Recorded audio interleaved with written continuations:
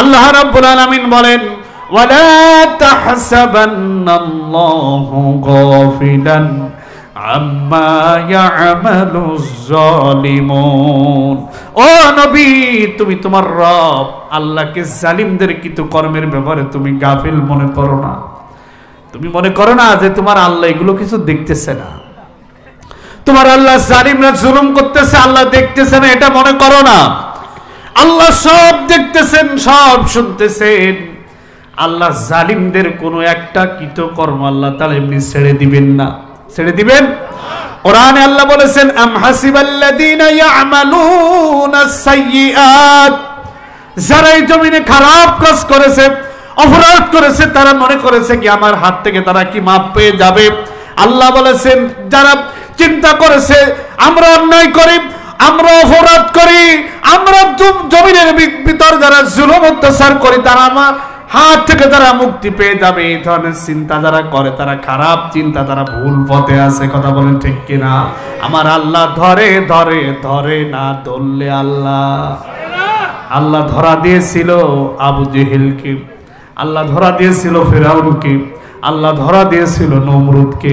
পৃথিবীর ইতিহাস প্রমাণ করে এভাবে যুগে যুগে যারাই জুলুম করেছে, কোরআনওয়ালাদের পরে, ইসলামওয়ালাদের পরে, সত্য পথের পথিকদের পরে যারা জুলুম করেছে, আল্লাহ রাব্বুল আলামিন তাদেরকে ধরা দিয়েছে। ফান্তাকামনা মিনাল্লাযীনা আজরামু ওয়া কানা হাক্কান আলাইনা নাসরুল মুমিনিন। আল্লাহ বলেছেন, ও ঈমানদারেরা, তোমাদেরকে যারা কষ্ট দেয়, তোমাদেরকে যারা নির্যাতন করে, আমি ওদের কাছ থেকে আমি আল্লাহ অবশ্যই অবশ্যই প্রতিশোধ গ্রহণ করব। আল্লাহ বলেছেন, যারা আমার ঈমানদারদের উপরে জুলুম অত্যাচার করবে, আমি রব্বুল আলামিন তাদের কাছ থেকে প্রতিশোধ গ্রহণ করব। সুবহানাল্লাহ। কারণ ঈমানদারদের অভিভাবক কে? আল্লাহু ওয়ালিউল্লাযীনা আমানু ইখরিজুহুম মিনাজ যুলুমাতি ইলান নূর। যারা জুলুমাতের ভিতর থেকে বের হয়ে যারা অন্ধকারে এসেছে, যে সমস্ত ঈমানদার, তাদের জন্য আল্লাহ রাব্বুল আলামিন তাদের অভিভাবক। বলুন সুবহানাল্লাহ। আল্লাহ যদি কোনো মানুষের অভিভাবক হয়ে যান, তার কোনো ভয় থাকতে পারে? কথা বলেন। আল্লাহ যদি কারোর অভিভাবকের দায়িত্ব নেয়, আল্লাহ যদি কাউকে সাহায্য করার ইরাদা করে, পৃথিবীর কোন শক্তি তাদেরকে পরাজিত করতে পারে না। কথা বলে ঠিক কিনা? এই জন্য আমার ভাইরা, সর্ব অবস্থায় ভরসা করতে হবে যার পরে তিনি কে। আমার ভাইরা, বদরের ময়দানে মুসলমানরা যখন অসহায় হয়ে গেলে, একেবারে সম্বলহীন, মক্কার জমিনের বড় প্রভাবশালী শক্তি আবু জাহাল 1000 সৈন্য নিয়ে আসতেছে, রাসূলুল্লাহকে হত্যা করবে, মদিনার রাষ্ট্রকে তছনছ করে দিবে, পৃথিবী থেকে ইসলাম নামক শব্দটা মুছে ফেলে দিবে। আবু জেহেল সরাসরি দারুন নাদওয়া থেকে আবু জেহেল যখন বের হচ্ছিল, যখন বসে পরামর্শ করতেছিল মুহাম্মদ রাসূলুল্লাহকে হত্যা করবে, ইসলামের নাম নিশানা মুছে দিবে, ইসলামী রাষ্ট্র তছনছ করে দিবে, এমন সময় শয়তান আবু জেহেলের মজলিসে গিয়ে শয়তান বলল, ওয়াইদ যায়্যানা লাহুমুশ শাইতানু আমালাহুম। শয়তান আবু জেহেলের কাজকর্ম আবু জেহেলের সামনে চাকচিক্যময় করে তুলে ধরে বলেছিল, ও আবু জেহেল, তুমি যে কাজে আসো, তুমি যে পথে আসো, তুমি যে আদর্শের পরে, তুমি যে মতের পরে আসো, তুমি সঠিক পথে আসো। শয়তান আবু জেহেলকে বলতেছে, তুমি যে আদর্শের পরে আসো, মতের পরে আসো, তুমি সঠিক পথে আসো। লা গলিবা লাকুমুল ইয়াউমা মিনান নাস। শয়তান বলেছে, আল্লাহ কোরআনে কারিমে সূরা আনফালের 48 নম্বর আয়াত আল্লাহ বলেছেন, সেদিন শয়তান আবু জেহেলকে বলেছিল, লা গলিবা লাকুমুল ইয়াউমা মিনান নাস। তুমি যদি বদরের ময়দানে যদি মুসলমানদের সাথে লড়াই ময়দানে যদি তুমি যাও, তাহলে মুসলমানদের তোমার সাথে মুসলমানরা লড়াই করে জিতবে না, তুমি একমাত্র বিজয়ী হবা। পৃথিবীতে এমন কোন শক্তি তৈরি হয় নাই তোমার সাথে লড়াই করে তারা টিকতে পারবে ময়দানে। কাকে বলতেছে? সবাই বলে আবু জেহেলকে বলতেছে। এরপরে শয়তান আরো বলেছিল, ওয়াইন্নী জারুল লাকুম, আমি তোমার সাথে বদরের ময়দানে তোমার প্রতিবেশী হিসেবে আমি বিজয় নিশ্চিত না হওয়া পর্যন্ত থাকবো। আবু জেহেল এই কথায় দেখলো আমি তো হকের পথে আছি। আবু জেহেলকে বলছিল, তুমি যে আদর্শের পরে, তুমি যে মতের পরে পথের পরে আসো, তুমি সঠিক পথে আসো। এবার বলেন আবু জেহেল কেন নিচেই থাকে? আমাদের এই বাগেরহাটে একটা কথা আছে না, ওই কলিয়া তুমি তো নিচেই থাও না, এরকম একটা কথা আছে কিনা? আবু জেহেল তো আর নিচেই নাই। আবু জেহেল এবার মনে করেছে আমি সঠিক পথে আছি। আবার ভাইরা, সুরাকা ইবনে মালিকের আকৃতি ধারণ করে বদরের ময়দানে প্রস্তুতিকালে দারুন নাদওয়ার পার্লামেন্টে আবু জেহেলের সামনে ইবলিস শয়তান হাজির। আমাদের দেশেও এরকম কিছু হুজুর আছে, বিশাল দাড়ি, বিশাল উঁচু টুপি, আমার টুপি তো ভাঁজ করে দেওয়া, আমার সে বড় তিনতলা বলা হুজুররা আসে, এই ধরনের জালিমদেরকে, সৈরাচারীদেরকে বলে আনতা জান্নাতি, আপনি জান্নাতি, আপনি যা করতেছেন আপনি জান্নাতি মানুষ। আছে কিনা এরকম মানুষ? আমাদের দেশে একজন হুজুর, বিশাল আলেম, উপমহাদেশের ভিতরে একজন বড় আলেম, বাংলাদেশের গ্রান্ড মুফতি বলে নিজেকে দাবি করত। সে সোহরাওয়ার্দী উদ্যানে বলছিল আপনি জান্নাতি। বলেন এই কথা যদি বলে একজন বড় আলেমের মুখে, তাহলে অপরাধ করতে তার কাছে আর কি কোনো দ্বিধাবোধ হয়? একদিকে বিশ্ববরেণ্য আলেমদেরকে ফাঁসির কাস্টে ঝুলাচ্ছে, বছরের পর বছর তাদেরকে অপরাধ, বিনা অপরাধী সাজায়া তাদেরকে হত্যা করতেছে। রাতকে রাত মনে হচ্ছে না, দিনকে দিন মনে হচ্ছে না। দেশপ্রেমী এই দেশের যত মানুষ আছে তাদেরকে হত্যা করতেছে, জুলুম করতেছে, নির্যাতন করতেছে। তারপরও যদি তাকে বলা হয় আপনি জান্নাতি, তাহলে তার কি আর কি কোনো পিছনে তাকাবার সময় থাকে? আমার ভাইরা, আবু জেহেলকে ইবলিস সুরাকা বিন মালিকের আকৃতি ধারণ করে কথা বলার পরে আবু জেহেল মনে করছিল আমি তো হকের পথে আছি। আবু জেহেল মনে ছিল আমি একমাত্র দ্বীনের পথে, হকের পথে আছি। আবু জেহেল দারুন নাদওয়া থেকে বের হয়ে চলে গেল সরাসরি খানে কাবায় চলে গেল। আবু জেহেলের সাথে যুদ্ধের পোশাক পরিহিত 1000 যুদ্ধের পোশাক পরা বাহিনী খানে কাবা তাওয়াফ করলো, 7 তাওয়াফ করে খানে কাবার গেলাপ ধরে আবু জেহেল চোখ থেকে টপ টপ করে পানি ফেলে আল্লাহর কাছে দোয়া করতেছে। আল্লাহ কোরআনে কারিমে সূরা আনফালের 32 নম্বর আয়াতে আবু জেহেলের সেই দোয়াটার কথা আল্লাহ পাক উল্লেখ করেছেন। আবু জেহেল দোয়া করেছিল কাবার গিলাফ ধরে, আবু জেহেল দোয়া করতেছিল ওয়াইদ ক্বালা আল্লাহুম্মা ইন কানা হাযা হুয়াল হাক্কু মিন ইনদিক ফাআমতির আলাইনা হিজারাতাম মিনাস সামা। আবু জেহেল এই দোয়া করেছিল খানের কাবার গিলাফ ধরে, আল্লাহুম্মা, হে আল্লাহ, ইন কানা হাযা হুয়াল হাক্কু মিন ইনদিক, মুহাম্মদ যদি তোমার কাছে সঠিক পথে মনে হয়, মুহাম্মদ যদি হকের পথে মনে থেকে থাকে, আমি যদি বেঠিক পথে থাকি, তাহলে তুমি আমাকে, আমি যদি বেঠিক পথে থাকি, ফাআমতির আলাইনা হিজারাতাম মিনাস সামা, আকাশ থেকে পাথরের বৃষ্টি দিয়ে আল্লাহ তুমি আমাকে বদরের ময়দানে তুমি শেষ করে দিও। আবু জেহেলের দোয়া, আল্লাহ আমি যদি বেঠিক পথে থাকি, মুহাম্মদ যদি সঠিক পথে থাকে, তাহলে তুমি আমাকে ফাআমতির আলাইনা হিজারাতাম মিনাস সামা, হিজারাতুম মানে পাথর, সামা মানে আসমান থেকে পাথরের বৃষ্টি দিয়ে আমাকে বদরের মাঠে তুমি শেষ করে দিও, যত বড় গজব আযাব আছে আমাকে তুমি দিও। আবু জেহেলের সাথে 1000 সাথী ছিল, সবাই বলছিল আমিন। আল্লাহর আকাশে পাতালে যত ফেরেশতা মণ্ডলী ছিল সবাই বলেছিল আমিন। আল্লাহ কি আর একটা বলবেন?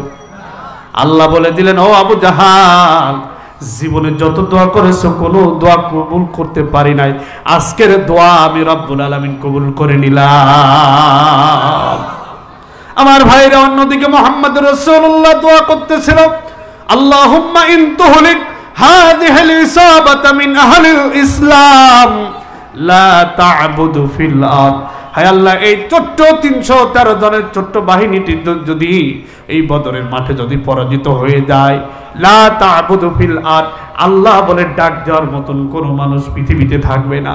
তুমি যদি চাও রব্বুল আলামিন তোমার রাসূল এই পৃথিবীতে বেঁচে থাকুক, তোমার বান্দারা আমার সাহাবীরা যদি চাও এরা বেঁচে থাকুক, তাহলে আল্লাহ এদেরকে তুমি আগামীকাল মুসলমানদের 313 জনের ছোট্ট বাহিনীটিকে আল্লাহ তুমি বিজয়ী করে দাও। আল্লাহ নবী এভাবে সারাটা রাত কেঁদে কেঁদে নবীজি দোয়া করলেন। আল্লাহ রাব্বুল আলামিন নবীকে বললেন, আন্নি মুমিত্তুকুম বিআলফিন মিনাল মালাইকাতি মুরদিফিন। আল্লাহ বলেছেন, আমার নবী আমি তোমার কথা শুনেছি, আমি দেখতেছি তুমি কত বড় অসহায়, তুমি কত বড় পেরেশানিতে। আমি আল্লাহ ওয়াদা করলাম এই বদরের মাঠে আগামীকাল মুসলমানদের সাহায্য করার জন্য 1000 ফেরেশতা দিয়ে বদরে আমি সাহায্য করব। 1000 ফেরেশতা দিয়ে আমি তোমাকে সাহায্য করব। আল্লাহ নবী 313 জন মুমিন নিয়ে বদরের ময়দানে চলে গেলেন। এর ভিতরে হযরতে মাজার মুআওয়াদের মতন ছোট মানুষও ছিল, এর ভিতরে ছিল হযরতে উমাইর ইবনে হুমামের মতন মানুষ, এর ভিতরে ছোট্ট ছোট্ট আরো অনেক মানুষ ছিল, দুর্বলরা বিরুদ্ধরা অনেক ছিল। আল্লাহ নবী এদেরকে গেলেন, কিন্তু ভরসা করলেন কার পরে? সবাই বলেন আল্লাহ বলেছেন, ইয়াকুম মিনকুম 20 সাবিরুনা ইয়াগলিবু মিয়াতাইন।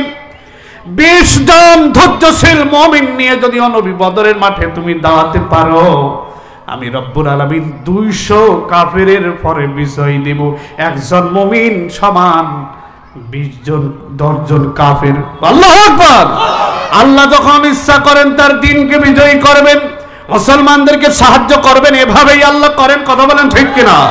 আল্লাহ রাব্বুল আলামিন বলেন, ওয়ালা তাহসাবান্নাল্লাহু গাফিলান আম্মা ইয়ামালুজ জালিমুন। ও নবী, তুমি তোমার রব আল্লাহকে জালিমদের কৃতকর্মের ব্যাপারে তুমি গাফিল মনে করো না। তুমি মনে করো না যে তোমার আল্লাহ এগুলো কিছু দেখতেছে না, তোমার আল্লাহ জালিমরা জুলুম করতেছে আল্লাহ দেখতেছে না, এটা মনে করো না। আল্লাহ সব দেখতেছেন, সব শুনতেছেন। আল্লাহ জালিমদের কোনো একটা কৃতকর্ম আল্লাহ তাআলা এমনি ছেড়ে দিবেন না। ছেড়ে দিবেন? কোরআনে আল্লাহ বলেছেন, আম হাসিবাল্লাযীনা ইয়ামালুনাস সাইয়্যাত। যারা এই জমিনে খারাপ কাজ করেছে, অপরাধ করেছে, তারা মনে করেছে কি আমার হাত থেকে তারা কি মাপ পেয়ে যাবে।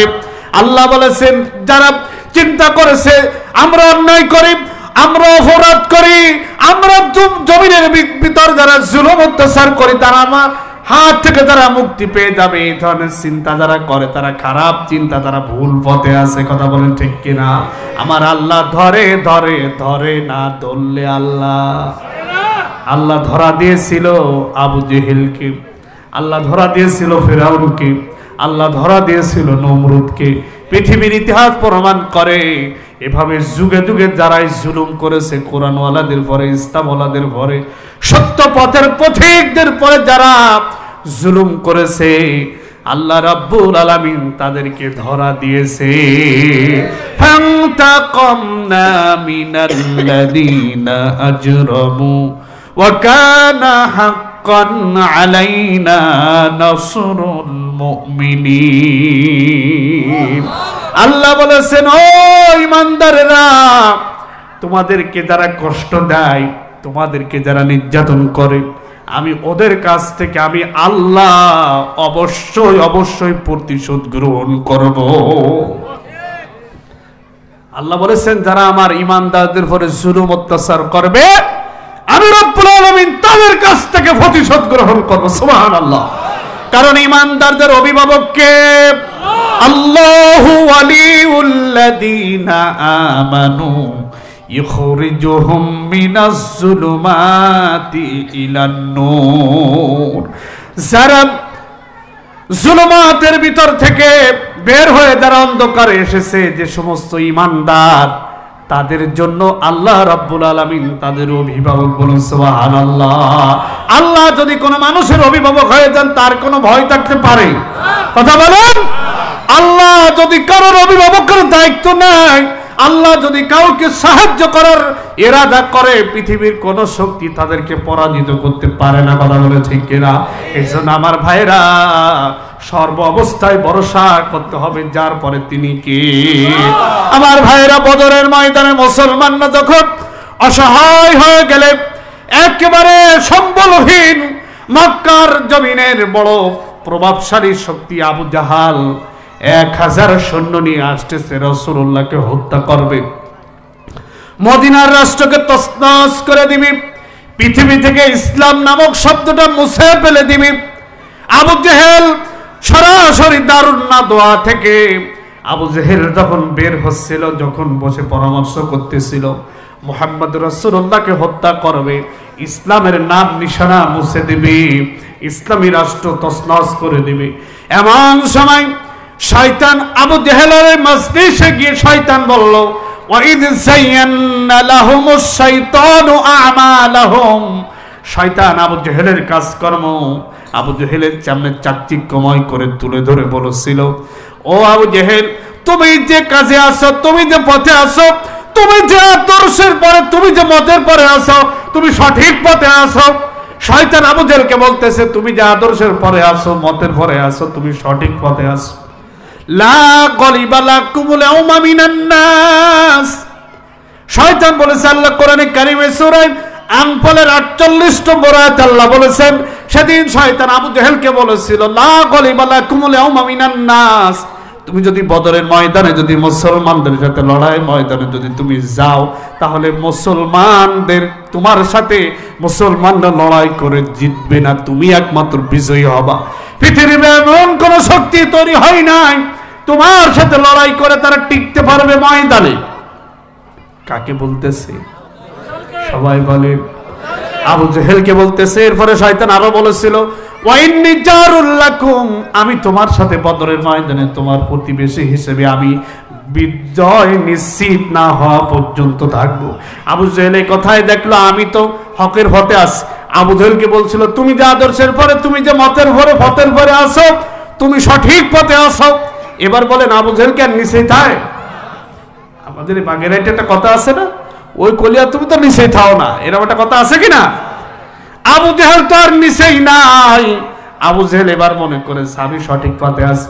আবার ভাইরা, সুরাকা ইবনে মালিকের আকৃতি ধারণ করে বদরের ময়দানে প্রস্তুতিকালে দারুন নাদওয়ার পার্লামেন্টে আবু জেহেলের সামনে ইবলিস শয়তান হাজির।